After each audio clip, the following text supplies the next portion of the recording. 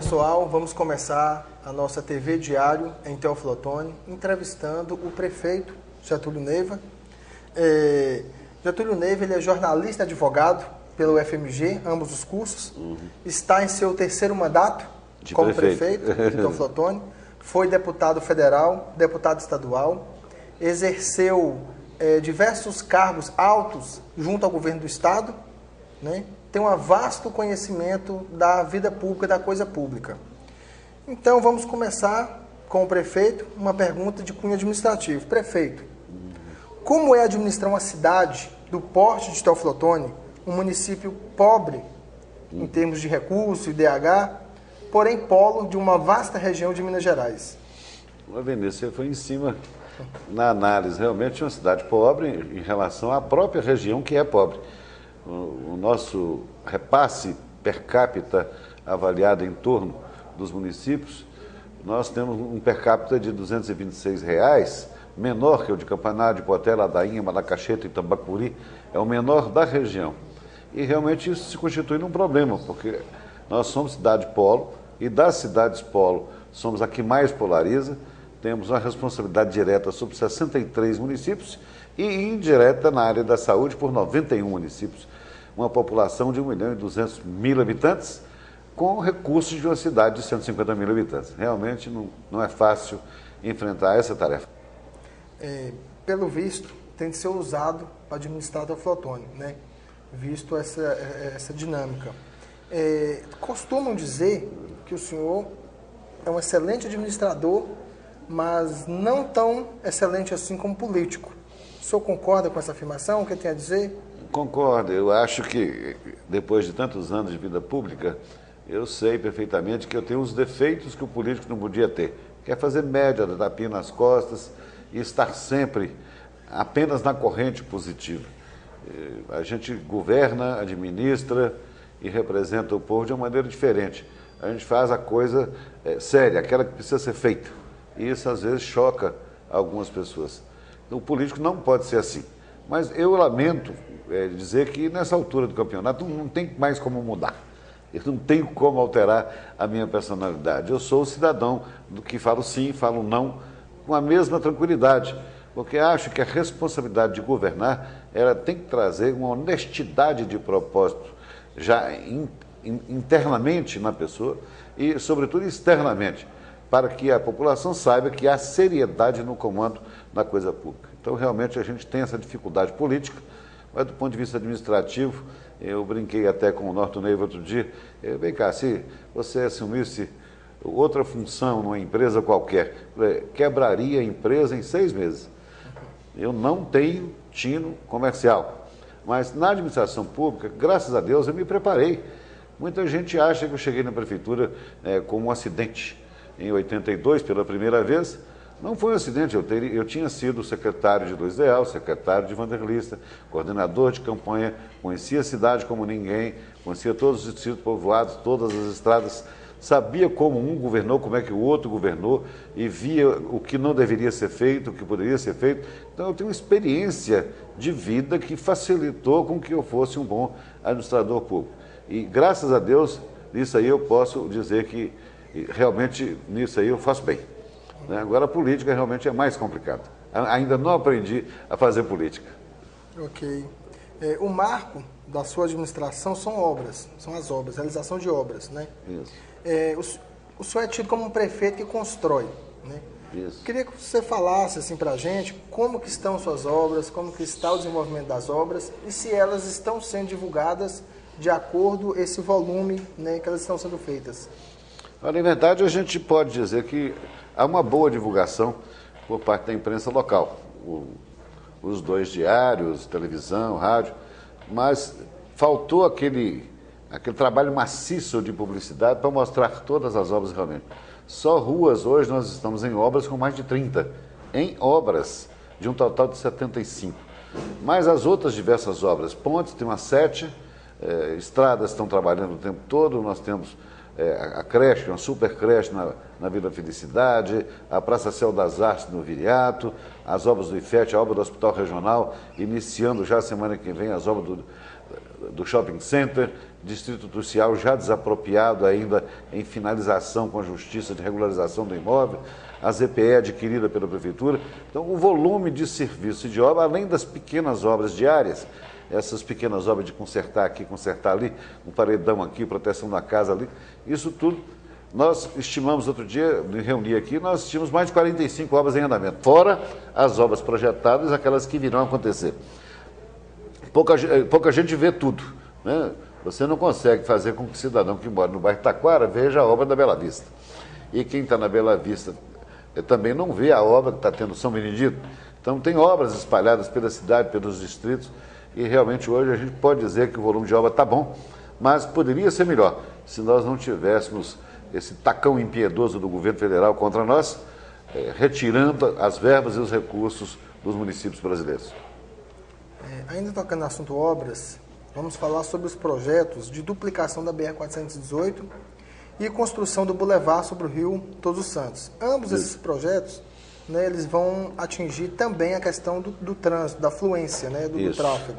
Esses projetos, eles realmente são factíveis, né? Ou seja, ambos já estão ganhando contornos claros, né, para serem executados?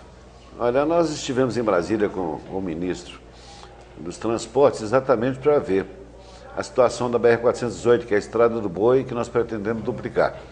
Já houve uma licitação, uma empresa ganhou essa licitação para fazer o recapeamento da estrada inteira, e nós pedimos ao ministro que incluísse a duplicação da área urbana da estrada. Ele acedeu, colocou isso, e nós não sabemos quando começa, mas já está planejado.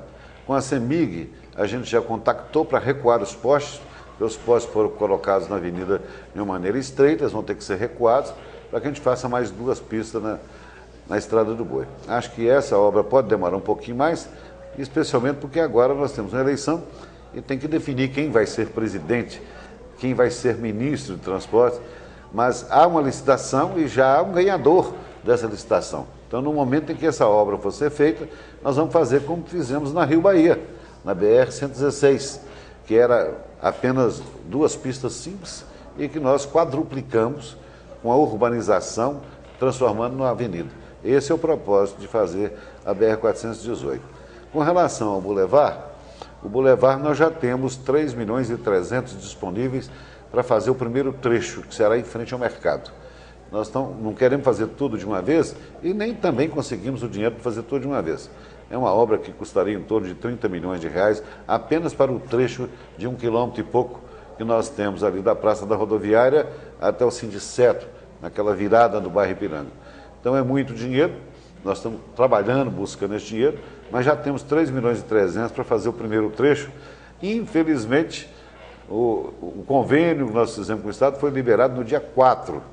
E essa liberação foi feita em cima da bucha, não deu para a gente licitar e começar a obra, tem que esperar terminar o prazo eleitoral, porque é ilegal fazer transferência de recursos nesse período.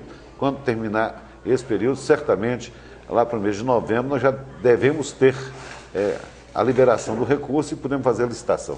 Acredito que essa obra é uma obra para começar o ano que vem, porque novembro é muito apertado, você vai gastar aí uns 45, 60 dias para fazer a licitação. A empresa que vai tocar precisa de 15 dias, pelo menos, para aceitar a ordem de serviço. Então, acredito que final do ano, princípio do ano que vem, nós começamos o primeiro trecho do Boulevard. Perfeito. O senhor tocou em 2 pontos, né, no decorrer da entrevista, que são o seguinte: a questão das eleições, né, e a dificuldade nos repasses do governo federal junto aos municípios. Não seria a hora, já que é um momento eleitoral, dos municípios cobrarem dos governantes, dos presidenciáveis e mesmo da União, rever o Pacto Federativo? Olha, essa conversa de rever Pacto Federativo, ela já existe há muito tempo. Todos os políticos falam a mesma coisa, todos os candidatos a deputado federal falam a mesma coisa, candidato a governador, candidato a presidente da República, prometem, mas não cumprem. Por que não cumprem? Porque, na verdade, o novo Pacto Federativo vai mostrar a realidade brasileira dentro daquele discurso antigo, que é na cidade que a pessoa nasce, é na cidade que a pessoa estuda, é na cidade que a pessoa trabalha. O município é que produz, a nação não produz nada, o Estado não produz nada, quem produz é o município, mas é só o discurso.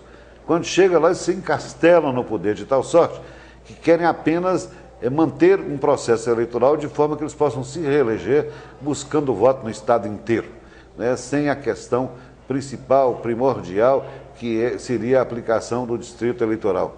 Então, eu acredito muito pouco nessa história. O que está acontecendo hoje, por exemplo, o Congresso esteve reunido na primeira semana de agosto para decidir o aumento de 1%, 1 ponto percentual, na participação dos municípios no FPM. 1%. E não conseguiu decidir. Marcaram para a primeira semana de setembro. Nós vamos aguardar para ver se o Congresso vai realmente cumprir para aumentar 1 ponto. Esse 1 ponto representa 2 bilhões de reais para a distribuição aos municípios. Para Teoflotone representaria o quê? Em torno de 150 mil reais, o que é uma esmola. Na verdade, o que deveria acontecer e que a gente teria que cobrar dos políticos é o compromisso de que todos os tributos nacionais fizessem parte da cesta que compõe o Fundo de Participação dos Municípios. Aí sim haveria uma independência maior financeira dos municípios.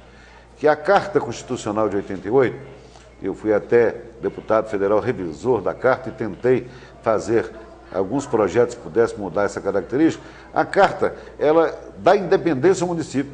Nós hoje fazemos parte da federação, mas só de conversa, porque os encargos que foram jogados sobre os municípios são tão fortes que impossibilitam a ação dos municípios. Não houve um repasse compensatório tributário. Então você hoje tem o quê? Os municípios assumiram todas as responsabilidades da educação, todas as responsabilidades da saúde, todas as responsabilidades do CRAS, CREAS e todos esses programas sociais, e o dinheiro que é repassado para esses programas sempre tem uma contrapartida que o município não tem capacidade financeira para pagar. Então, estão todos hoje em situação precária. A situação é tão dramática que, a nível de Minas Gerais, nós já tivemos uma renúncia de 16 prefeitos. Renúncia. Não foi cassado, não, renúncia. Aqui, na nossa região, nós temos um exemplo perto de nós, em Atalé, e temos ali em Medina, 2 prefeitos que renunciaram, exatamente porque ninguém mais está aguentando a situação em que o país se encontra. Além de termos os problemas nacionais, os problemas estaduais, nós temos o maior problema, que é o problema do município, onde se faz tudo, onde tudo acontece, mas para onde não vem o dinheiro. E eu tive, no passado, algumas experiências de viagem. Eu fui à Itália, eu fui à França, fui à Alemanha, fui aos Estados Unidos, em vários estados, vi lá a experiência do condado nos Estados Unidos, a experiência do CRAS na Alemanha, fui ao interior da França conhecer como é que as coisas funcionam, e tem alguns exemplos dramáticos. Na França, 42% de todos os tributos nacionais são destinados ao município, enquanto no Brasil chega a 6%. Antes da Constituição Federal Cidadã, essa de 88, que vigorou a partir de 89, os municípios participavam com 17,1% do bolo tributário nacional. Hoje, 6,1%. Então, a diferença é muito grande. Quem foi prefeito naquela época, como eu fui, nós tínhamos uma capacidade de realização muito maior que temos hoje. E hoje temos mais problemas com menos dinheiro. 2014 é ano político, né? Como o senhor já está falando aí. O que o senhor espera, de uma forma geral, dessas eleições? Eu espero que o povo brasileiro tenha juízo, né? Porque, na verdade, o voto tem sido muito irresponsável. Você pergunta, e me lembro muito bem que a Vox Populi fez uma pesquisa 60 dias após as eleições passadas, 60 dias após as eleições passadas, 80% das pessoas de Belo Horizonte, a pesquisa foi feita em Minas Gerais, não lembravam em quem votou para deputado. E no interior, onde a política pega mais fogo, 65% não se lembravam mais em que deputado estadual e em que deputado federal votou. Então, realmente, a gente vota de forma muito irresponsável. Nós estamos gravando essa entrevista faltando 45 dias para a eleição. Eu te asseguro que 70% da população não sabe ainda a diferença que existe entre o candidato, entre o Pimenta e o Pimentel. O pessoal não sabe ainda quem é, não sabe bem quem é Aécio. Em Minas se sabe mais, mas no resto do Brasil não sabe. E quem é a Dilma? Tem exposição, mas o pensamento deles. Quem é o nosso Eduardo Campos que morreu? Ele pensava o quê? Você não sabe o que o cidadão pensa, não sabe quais são suas propostas e vai para a eleição sem saber. O grande espetáculo acontece na televisão, onde o marqueteiro falseia as informações, falseia as propostas, fala aquilo que o povo quer ouvir, ao invés de falar aquilo que verdadeiramente o cidadão pensa, sente e de fato vai fazer. Então há um discurso eleitoral que não é colocado em prática quando se chega ao governo. Então eu sou muito crítico com relação a esse processo. Acho que a eleição devia ser de 4 em 4 anos, talvez de 5 em 5, para todos os níveis e tudo junto. O processo eleitoral devia ter pelo menos 6 meses para que todo mundo pudesse conhecer tudo que todo mundo fala. Teríamos que ter voto distrital para fazer, como, por exemplo, um exemplo que eu cito sempre, Margaret Thatcher foi primeira-ministra durante 11 anos na Inglaterra e todos os sábados às 10 horas da manhã ela podia estar nos Estados Unidos, na Austrália, na Indochina, onde ela estivesse, ela tinha que voltar para estar às 10 horas da manhã lá na igrejinha do condado de Worcester, que ela representava, para prestar conta para o eleitor. Ela tinha que estar naquele local que era definido pelo distrito, para que o representante do distrito eleitoral fosse lá prestar conta. Falar, eu fiz isso, eu votei isso, eu trabalhei assim, eu trabalhei assado, eu estou pensando nisso, e deixar as pessoas falarem. Então, essa relação pós-eleição do candidato ou do eleito com o eleitor não existe no Brasil. Você vota no cidadão, ele desaparece, você nunca mais vê o indivíduo, não sabe o que ele está fazendo, e ele, ao contrário de atender aos eleitores que nele votaram, votam com o governo que manda nele. Vota para ter benesse de governo. Então está tudo errado no Brasil. Então, se não houver uma reforma tributária, se não houver uma reforma política, e se não mudar um pouquinho os conceitos, a tendência do Brasil é ir de mal a pior. Agora, eu acredito muito na força da imprensa. Eu acho, como jornalista que sou, que a imprensa, se quiser, muda o quadro. Acho que a imprensa pode alterar substancialmente esse quadro, criticando, da forma que eu estou criticando, esse processo político errado, a forma errada de governar, a forma errada de distribuir os recursos nacionais. Isso tudo, acho que a única salvação é o quarto poder, que é a imprensa. Poder mostrar isso para o povo e começar a despertar nos próprios candidatos o receio de que sejam avaliados pela imprensa, raciocinando de forma diferente, para manter o status quo, para não mudar nada e deixar tudo como está. Então, acho que é importante, nesse momento de política, não falar desse ou daquele candidato, ou pedir voto para fulano ou beltrano, mas pedir que a nossa população tenha um senso crítico maior para saber quem pode fazer o Brasil avançar, ir para frente.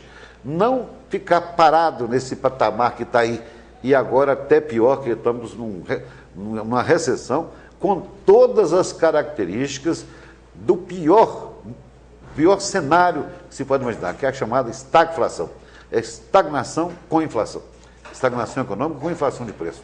Quer dizer, os preços subindo e a economia não cresce. Tudo indica que nós estamos nesse caminho. Deus queira que isso não aconteça até as eleições, ou antes das eleições. Deus queira que o próximo governante, seja quem está aí ou quem chegar, enxergue esse cenário e possa fazer o Brasil crescer com redução de inflação, porque o Brasil é o único país do mundo que pode fazer isso, que pode fazer o país crescer sem gerar inflação. Por quê? Porque nós temos uma massa crítica muito importante, temos uma população pequena e temos um território vasto com um volume de terras exploráveis, tanto para mineração como para agricultura e pecuária, que nos permite investir, crescer, desenvolver sem gerar inflação, porque aquilo que nós produzimos, que são as commodities, tanto os minérios como os alimentos, o mundo está faminto e nós podemos produzir para o mundo inteiro. Aquela história de 40 anos atrás, em que se falava que o Brasil é o celeiro do mundo, vai ser o celeiro do mundo, é verdade. O Brasil já é o celeiro de parte do mundo. Pode ser o celeiro da China, o celeiro da Índia, o celeiro dos Estados Unidos. Nós temos capacidade para produzir no Brasil todos os alimentos para fornecer para todos os países do mundo. É um país fantástico, um regime pluvial interessante, algumas áreas com seca, mas que com tecnologia você coloca água lá. Israel fez isso no deserto. Então, se nós tivermos recursos, nós podemos fazer isso lá. Eu me lembro da história do Tennessee, nos Estados Unidos, que era região tão pobre quanto o Vale do Jequitinhonha, tão pobre quanto o Nordeste brasileiro. Depois que eles fizeram a chamada Tennessee Valley Authority e investiram em irrigação, em canalização, em navegação, em cuidado com as águas, hoje o Tennessee, o Vale do Tennessee, é a região mais produtora de grãos dos Estados Unidos.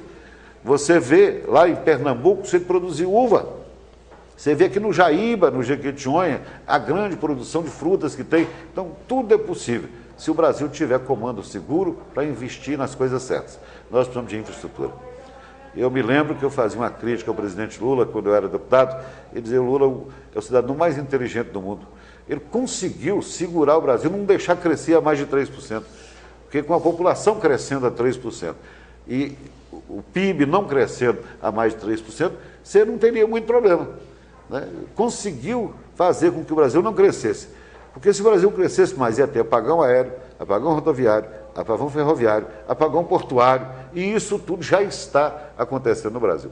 Nós não temos estrada de rodagem, não temos estrada de ferro, não temos porto suficiente para atender a demanda da nossa exportação, não temos aeroportos para prosseguir o crescimento que o Brasil teve nos últimos anos. Então está tudo quase que parando. E hoje, o que acontece? Os empresários pararam, ninguém investe em nada. Estão todo mundo esperando a eleição acontecer para ver se pode ou não investir no Brasil. Tem um projeto muito interessante no governo do prefeito Getúlio Neiva para tentar sanar o déficit da falta de calçamento, né, no perímetro urbano da cidade, que é o calçamento participativo. Isso. Getúlio, gostaria que você explicasse melhor esse projeto.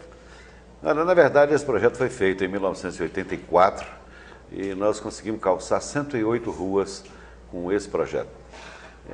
Trata-se de uma participação mais direta do cidadão. Ao invés de esperar ter dinheiro, a prefeitura ter dinheiro para calçar, ou a prefeitura lançar em débito na conta do cidadão o valor daquele calçamento, ou a contribuição de melhoria, a gente inverte o processo.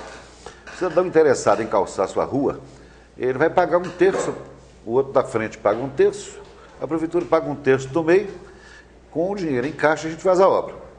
Isso aconteceu, nós fizemos um calçamento aqui de 108 ruas. Estou querendo reeditar agora, tanto para calçamento como para pavimentação asfáltica. Porque, em verdade, é o seguinte, nós não temos o dinheiro para calçar. Tio Otônio tem 380 ruas sem calçar. Nós temos dinheiro para calçar 75.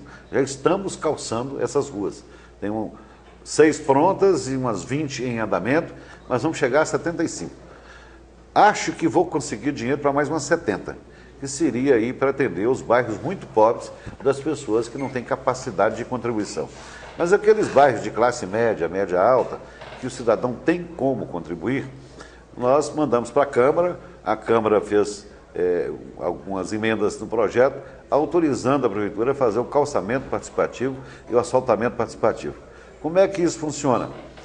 Um cidadão reúne os moradores daquela rua e decidem que aceitam pagar antecipado o calçamento ou o asfaltamento da sua rua. E nós, com autorização da Câmara, fazemos um contrato com essa pessoa, fechou o número de pessoas da rua, todos contribuíram, no máximo em 30 dias nós já começamos a obra. Com isso, nós podemos antecipar o futuro da cidade. Se nós conseguindo aí calçar 70 e mais 70 ruas, 140, deduzindo de 380, ao volume de rua que nós temos sem calçar e sem asfaltar na cidade.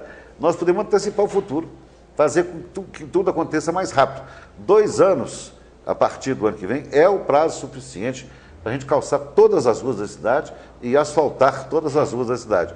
Se as pessoas quiserem, se elas participarem, isso pode acontecer. O que é que nós temos para dar em troca, autorizados pela Câmara Municipal? O cidadão paga em torno de R$ 1.500, R$ 2.000, que é a estimativa de custo para cada casa, e recebe isenção de IPTU daqui para frente, de 1 ano, 2 anos, 3 anos, 4 anos, até recuperar aquele dinheiro que ele pagou para fazer o calçamento participativo ou asfaltamento participativo. É uma antecipação. O cidadão vai antecipar o futuro. Se ele for esperar, vai esperar 3 mandatos, 4 mandatos, 5 mandatos, sua rua não vai ser calçada, sua rua não vai ser asfaltada, porque a receita da Prefeitura de Teoflotone é muito baixa, conforme eu disse no início da nossa entrevista. O recurso que chega à Prefeitura de Teoflotone é menor que o de Portela, Dainha, Malacacheta e Tambacuri. Então nós não temos capacidade financeira para fazer, dependemos de financiamento. E a capacidade de tomar dinheiro emprestado nossa também é limitada, porque somos muito pobres. Só para você ter ideia das dificuldades financeiras, depois que nós conseguimos sanar a parte das dívidas anteriores, pagar os débitos, 84 milhões do governo passado, parcelar o débito de 103 milhões dos SUSPREV, a Prefeitura está saneada financeiramente, mas não está rica. Ao contrário, só para o SUSPREV nós temos que depositar mensalmente R$1.200.000. Então a Prefeitura não tem dinheiro para fazer as coisas e não tem mais capacidade de tomar dinheiro emprestado para fazer as obras.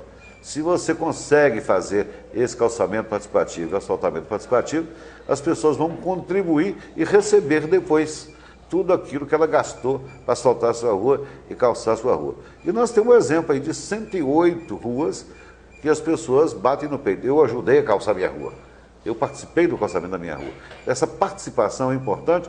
Nós podemos zerar esse déficit de calçamento de rua, de asfalto de rua de Teoflotone, se nós conseguirmos divulgar isso bem e se as pessoas acreditarem que nós somos capazes de fazer isso. Vamos aproveitar a presença do prefeito para tratar dos temas mais urgentes, né, da cidade e que também foram pauta da campanha, né, dos projetos, da agenda de trabalho do prefeito Getúlio Neiva. Vamos falar do aeroporto. Prefeito, quando ou poderemos ter voos diários para Belo Horizonte? No princípio a gente tinha o problema do aeroporto. O problema do aeroporto é resolvido. Nós já reformamos, está novinho, a 0 quilômetro.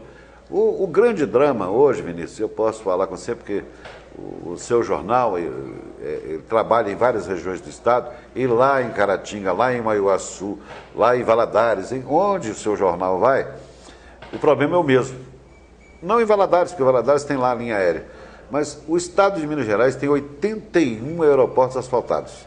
Apenas 9 têm linha aérea. O que está acontecendo com o estado de Minas Gerais? O estado está fazendo pistas para atender o interesse das empresas. Uma empresa que chamava Trip, e agora chama Azul. A Azul comprou a Trip. Eles mudaram o tipo de avião. Então tinha um avião para 42 passageiros, agora tem um avião para 72 passageiros, que só pode descer numa pista de 1.200 metros, com iluminação, com equipamento para pouso noturno, e as pistas do estado de Minas Gerais, assim como as pistas do Brasil, não tem tudo isso. Esse acidente que houve com o Eduardo Campos é porque lá no aeroporto, né, o aeroporto em que ele queria pousar, não tinha os equipamentos para pouso cego. Se tivesse, ele não teria morrido. O avião teria descido. Então, o grande drama do Brasil hoje é o seguinte: gasta-se uma fortuna em torno de 25 milhões para se fazer um novo aeroporto para atender a linha aérea, para atender o interesse da empresa, ao invés de atender o interesse das cidades. Um avião no tipo Bandeirante, do tipo Caravan, ou do tipo... um avião pequeno, um avião para 10 lugares, para 12 lugares, atenderia tranquilamente os 81 aeroportos de Minas Gerais. O que esses aeroportos precisam? De equipamento. O que nós precisamos? De aviões menores. Mas estamos trabalhando com os interesses das grandes empresas aéreas, ao invés de subsidiar, ajudar ou buscar empresas menores para trabalhar. Meu primeiro mandato, nós tínhamos aqui a linha aérea da Nordeste, que trabalhava com o avião Bandeirantes. Atendia perfeitamente a cidade e a região. Quando eu saí da prefeitura, acabou a linha aérea. Quando eu voltei à prefeitura, não tinha linha aérea. Aí nós contratamos uma empresa de um avião só, que chamava TAG, que fazia a linha de Teoflotone, Belo Horizonte. O que aconteceu? Durante 3 anos funcionou muito bem, mas em uma das turbinas do avião pifou e o cidadão não tinha dinheiro para comprar outro avião, nem para comprar outra turbina. Então a linha parou. O que nós estamos fazendo agora? Nós fizemos contato com 2 empresas de São Paulo, estamos negociando o preço para que façamos aqui uma contratação, que seria um fretamento de início, para depois virar linha aérea no avião tipo Caravan, de 9 lugares, para atender Teoflotone. Então, isso está pronto. Por que é que eu ainda não fechei o contrato? Eu não terminei de acertar ainda com a CDL, não terminei de acertar com a Associação Comercial, não terminei de acertar com o Sindicato do Comércio, nem com as próprias agências de viagem, para que a gente possa assumir esse pacote e a Prefeitura garantir para que a linha aérea possa ser instalada. Se nós conseguirmos adesão desses grupos, comprando todas as passagens, nós podemos começar a linha aérea amanhã. Então, Tchau Otônio não tem problema de aeroporto, Tchau Otônio tem problema de aeronave. Quer dizer, o tipo de avião que nós precisamos e que nós podemos ter é a garantia que a Prefeitura tem que dar. Eu não tenho coragem de dar essa garantia sozinho agora, porque a situação financeira da Prefeitura não é boa. E eu não faço compromisso ou contrato para não pagar. Então, se fosse fazer o contrato para deixar o pau quebrado depois, tudo bem. Mas eu não sei fazer esse tipo de coisa. Então, estou esperando esse acerto. E nós podemos ter linha aérea. Se Deus quiser, isso vai acontecer. O doutor Rodrigo está me falando aqui que a CDL já quer sentar para conversar, quer dar uma resposta. Vamos ver se isso funciona. Funcionando, o doutor pode ter linha aérea semana que vem. Basta ter o consentimento dessas pessoas e a garantia de que o pagamento das passagens em torno de R$450 a R$500 possa ser feito.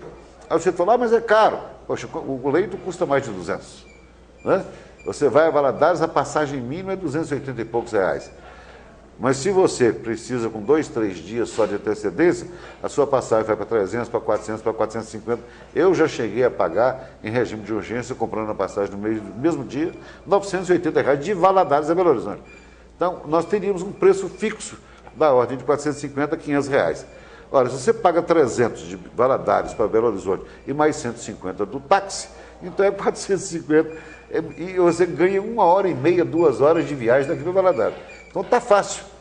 Basta essas entidades estarem conosco para nós podermos fazer o compromisso. Aí eu terei coragem de assinar junto com eles. Sozinho não. É igual o Macarrão Mara lá de Caratinga, né? Sozinho não. Prefeito, o trânsito na perímetro urbano de Teoflotone está muito pesado, né? Recentemente o prefeito trabalhou, né, a questão do projeto da alça rodoviária para tirar esse trânsito pesado do perímetro urbano de Teoflotone. Como que está esse projeto, prefeito? Olha, nós entregamos esse projeto desde 2007 ao DENIT. Eu me lembro muito bem, as pessoas têm a memória curta, para fazer a duplicação da BR-116, que é a Rio Bahia, nós entregamos o projeto em 2003 e a obra saiu em 2006. Para fazer a duplicação da Lajinha, nós entregamos em 2004, em julho de 2004, e a obra foi feita em 2010, 2011, a duplicação da Lajinha. Nós já entregamos desde 2007 o projeto das alças rodoviárias, projeto que nós pedimos para fazer e entregamos. Não sabemos quando vai ser feito. O projeto está pronto, mas nós já estamos nos posicionando estrategicamente. Por exemplo, a área escolhida para ser o distrito industrial, ela está exatamente onde uma das alças encaixaria na Estrada do Boi. Exatamente no local onde vai encaixar a alça que vem da Jaqueira. O shopping está sendo feito, vai ser feito, né, está sendo feito, o terreno já foi transferido, vai começar agora a terraplanagem. O shopping centro será feito onde a alça encaixa na BR-116 em direção ao alto lá da Serra da Farinha, no mesmo lugar. Então a gente está prevendo tudo, prevendo que a alça pode acontecer. Que dia só o governo federal pode falar quando é que vai acontecer. Nós tentamos colocar essas alças rodoviárias dentro do projeto de privatização da Rio Bahia, a privatização da BR-116. Só que o governo tirou a BR-116 da licitação. Então, se vier uma nova licitação, as alças podem fazer parte. Eu tive com o ministro César Borges dos Transportes, pedindo ele para evitar esforço no sentido de que essa obra venha a ser colocada na pauta da terceirização, que agora, nessa reta final de governo, a presidente Dilma resolveu aceitar aquilo que o PT sempre condenou, que é a terceirização, a privatização.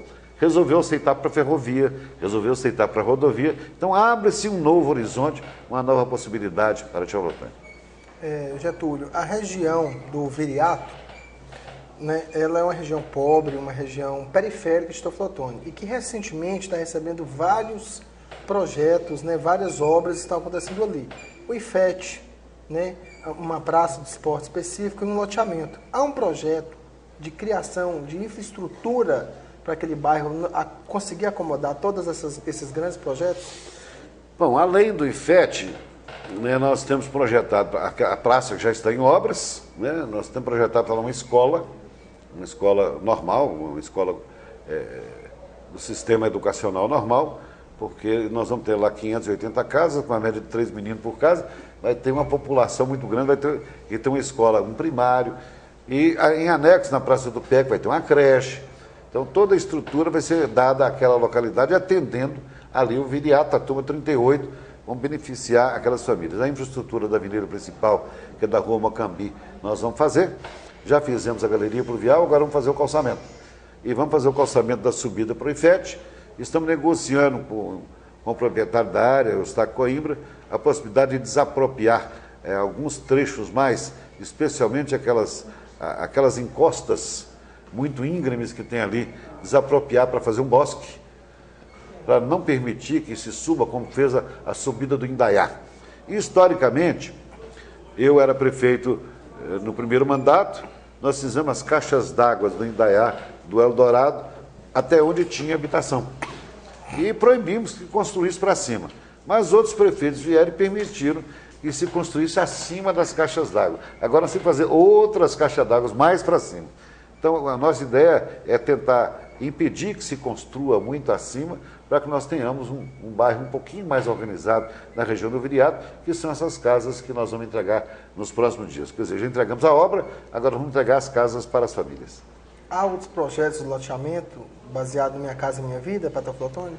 Há um novo projeto lá, nós estamos acabando de construir, já estamos no meio do caminho, devemos em 12 meses no máximo, devemos entregar as casas entre o bairro Taquara e o São Benedito. Em anexo a esse conjunto que está sendo construído, tem um outro conjunto que chama 3 Estrelas. Nós vamos pedir até para não mudar o nome, porque Estrela é o nome da avenida.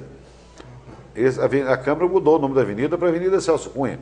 Então esse bairro não tem razão de chamar isso mais, pode ter outro nome, esse pequeno bairro. Esse é um bairro aí que vai ter umas 400 casas. E logo abaixo do empreendimento da Urbanvix, nós teremos outro conjunto já habilitado na Caixa para mais 800 casas. A nossa ideia é chegar no final do governo com 3.000 casas construídas dentro do programa Minha Casa Minha Vida, a não ser que esse programa acabe no próximo governo, mas certamente nós vamos estar bem aliviados com relação à habitação popular gratuita ou de baixo custo. Doutor? Getúlio, se eu não me engano, padres, alguns padres da corrente católica franciscana de Belo Horizonte entrou com uma ação de despejo, né, do prédio do Colégio Maria Amália. Isso. Deram, se eu não me engano, até o final do ano para 23 de dezembro. O município corre o risco de perder esse prédio? Corre sim, é inevitável, né? Ou nós conseguimos um acordo de troca de imóvel, mas aquele imóvel é um imóvel que as pessoas têm que prestar atenção.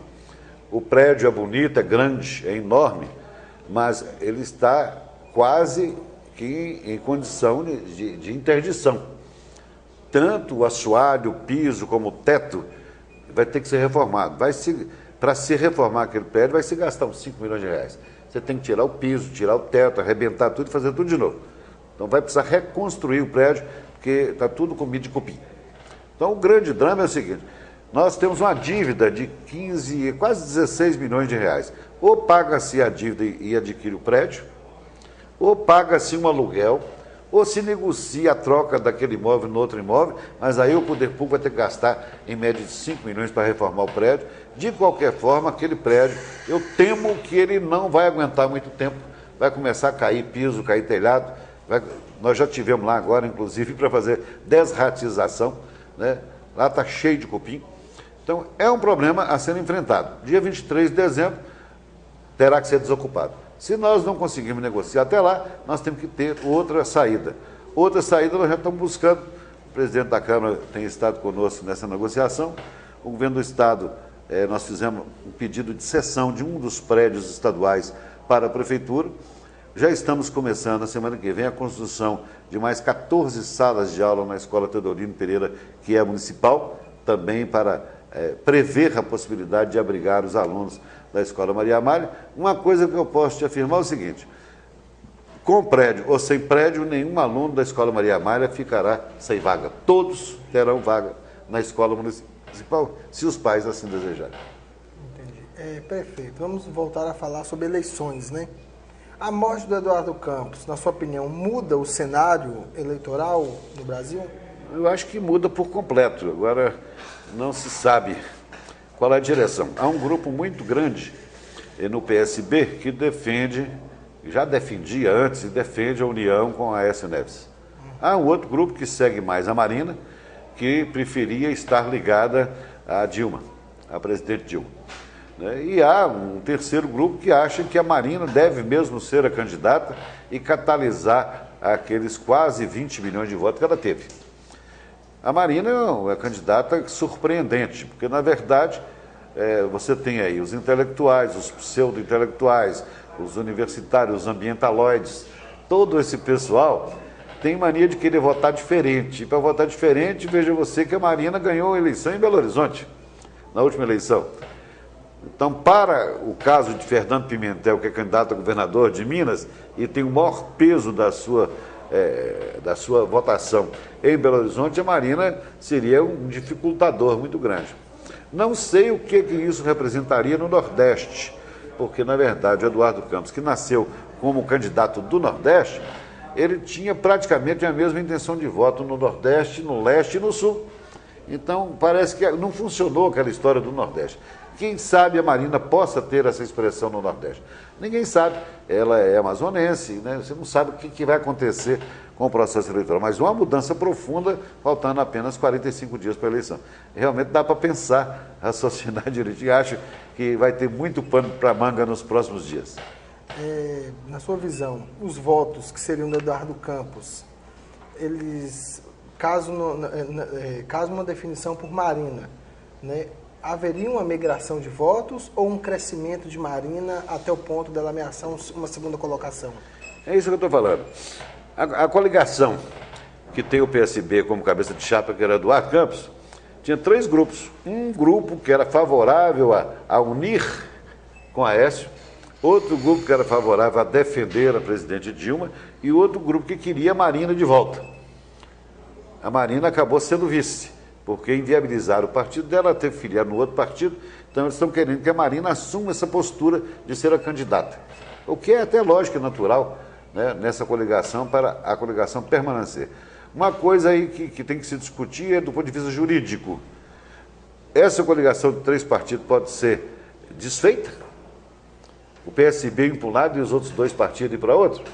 Isso pode acontecer? Não sei, nenhum jurista se manifestou e me parece que nenhum candidato e nenhum comentarista político ainda aventou a possibilidade do desfazimento dessa coligação e de cada um dos 3 partidos ir para um lugar. Então, tem várias consequências, como o grupo formado com a cabeça de chapa do PSDB tem 10 dias de prazo a partir da morte do Eduardo Campos para definir, esse assunto deve vir à baila. Os 3 partidos permanecerão juntos ou eles vão se separar? Mesmo sabendo disso, nós temos certeza de que dentro desse grupo vai haver uma defecção. Vai haver defecção a favor de Dilma e a favor de Aécio. Em que montante nós não sabemos.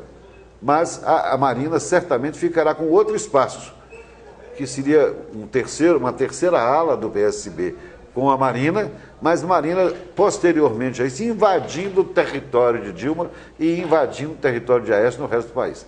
Então, há uma mudança radical. Muita gente não está avaliando ainda isso, como é que pode acontecer. Mas pode alterar por completo. Mas tem uma certeza quase que absoluta. Se a Marina for a substituição, haverá segundo turno nas eleições presidenciais. Com certeza. Prefeito, gostaria que o senhor deixasse suas considerações finais para os nossos leitores.